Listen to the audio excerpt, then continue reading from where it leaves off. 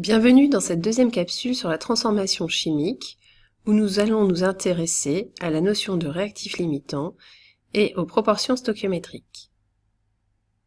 Le réactif limitant est le réactif qui a été entièrement consommé au cours de la réaction. Il est responsable de l'arrêt de la réaction. Si tous les réactifs ont été consommés, on dit que les réactifs sont en proportion stoichiométrique. Passons maintenant au bilan de matière.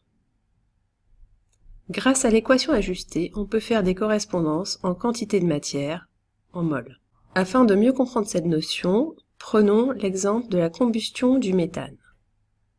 1 mol de méthane réagit avec 2 mols de dioxygène pour former 1 mol de dioxyde de carbone et 2 mols d'eau. Prenons 3 cas. Tout d'abord, le mélange initial contient 1 mol de méthane et 4 mols de dioxygène. Or, nous venons de voir que 1 mol de méthane réagissait avec 2 mols de dioxygène. Ça veut dire qu'à l'état final, il ne restera plus de méthane et il restera 2 mols de dioxygène en excès. Si la quantité de matière de CH4 divisée par son nombre stoichiométrique 1 est inférieure à la quantité de matière de dioxygène divisée par son nombre stoichiométrique 2, alors le méthane est le réactif limitant. Deuxième cas, nous allons partir d'un mélange qui contient 4 mols de méthane et 4 mols de dioxygène. D'après l'équation, 4 mols de dioxygène réagissent avec 2 mols de méthane.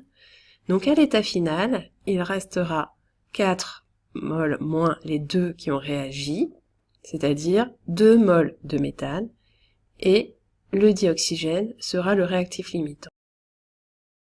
Si la quantité de matière de CH4 divisée par son nombre stoichiométrique 1 est supérieure à la quantité de matière de dioxygène divisée par 2, alors le dioxygène est le réactif limitant.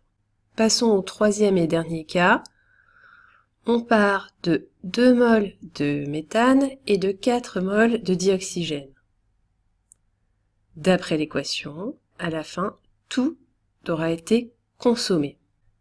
Si la quantité de matière de CH4 divisée par 1 est égale à la quantité de matière de dioxygène divisée par 2, alors les réactifs sont en proportion stoichiométrique.